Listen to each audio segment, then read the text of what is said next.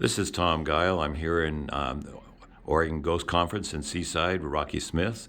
I'm here with a couple individuals who an incredible collection, and this is only a part of it, but I'd like to tell you a little bit about them. Could you introduce yourselves? I'm Marge Harding. I'm Rolla Harding. Well, what have you got collected here? What's the story here? Well, the story actually has to do with our beloved family members leaving us. And one of the things during the 1800s that was required of people who had lost their loved ones was the wearing of crepe. And crepe was an awful kind of fabric, mainly because it was made of formaldehyde, arsenic, and Mercury. and Mercury. mercury.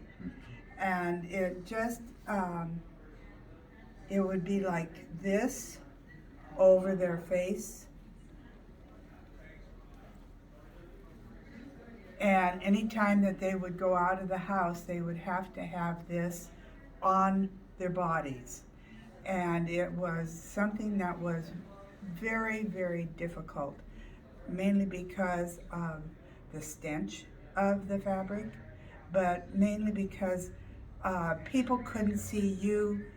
You had a very difficult time seeing them.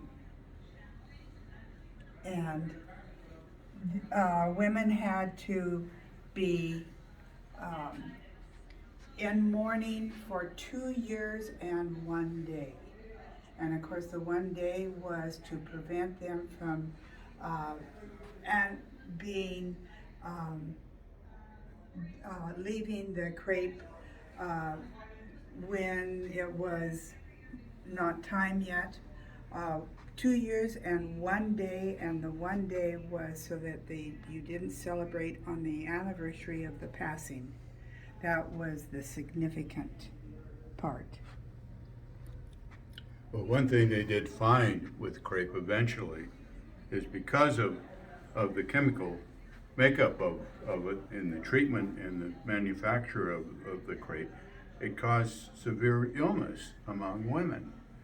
Wearing it for 2 years, breathing in the mercury and the other fumes that were generated from the production of this was causing problems. And there was a newspaper or a magazine article in a ladies' magazine of that time that kind of exposed the chemicals in it.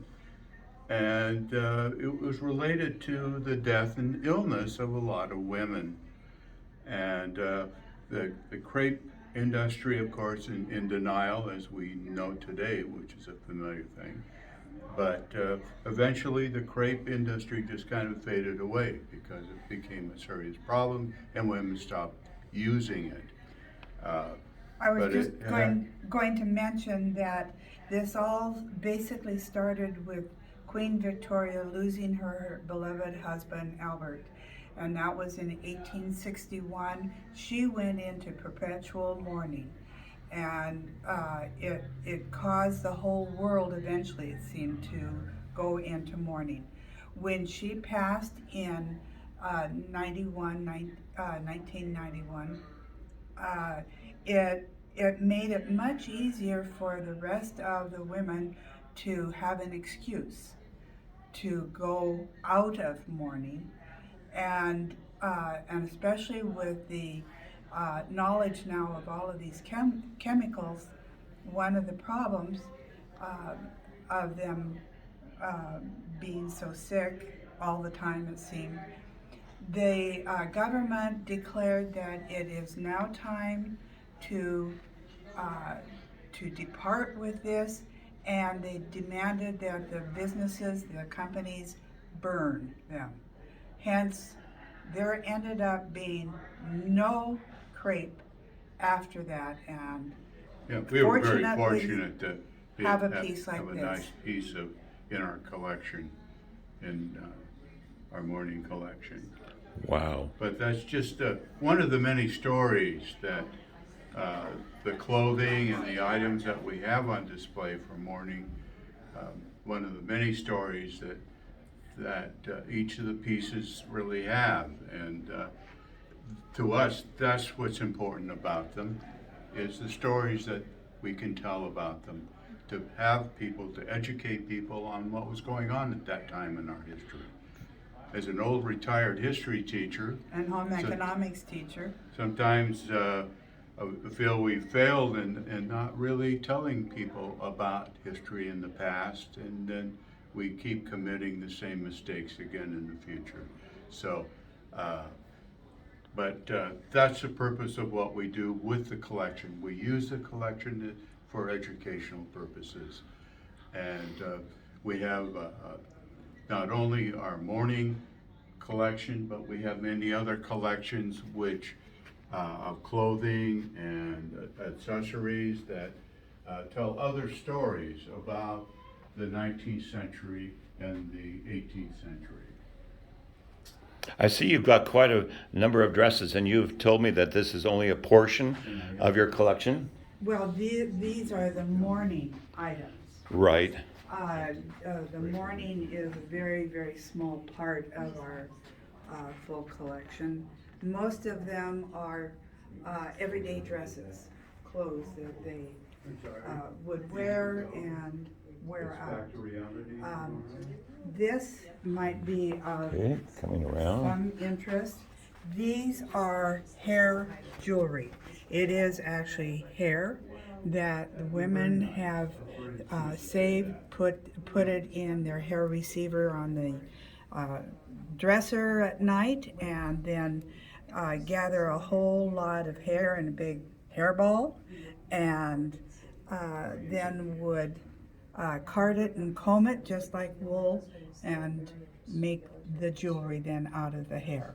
So this is just one of those kind of strange, special items that came out of the 1900s. When my grandmother passed, she had a crystal bowl with a little hole in it.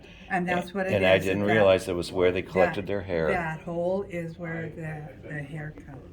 And back here we have more jewelry. Just probably more collections of older, vintage. That's what it is. All 1800s. How did And you this is find all mourning this?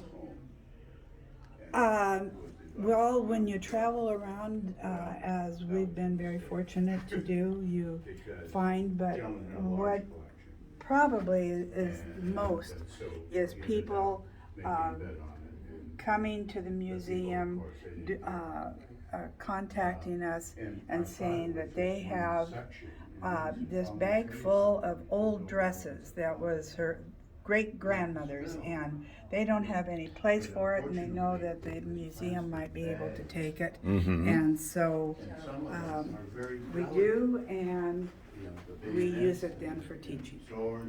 Now, do you ever display these at museums someplace? Do you have? Yes, You don't. yes. Very often. In different That's- towns, Oregon City, and Estacada, that or is some correct, places. and that's what we have done. There was a very large collection of the 1800s clothes at the Museum of the Oregon Territory, and also at the Interpretive Center in Oregon City. So this is just one of the many ways that we display and hopefully teach and people can enjoy. Now, I know you were discussing with me photographs. You have a numerous amount of photographs that are of deceased individuals. And this would be examples of 3. And you said, why did people want to have those photographs? No, they wanted, I didn't ask why. But I no, but- just made a statement, they really wanted to have the That's what I photographs. The photographer would be in his wagon and come into town maybe once a year. And so there was always this crush of people to get their photograph done. If they were not able to get a picture of their young ones, they very often would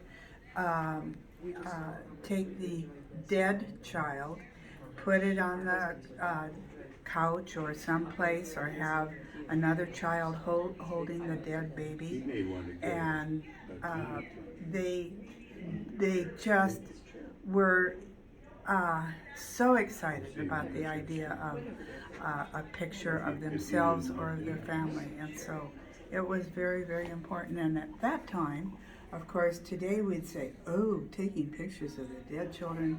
At that time it was, oh, we can take a picture of our dead child. Yeah. Okay, well, this gave us quite a great idea, and I appreciate your time.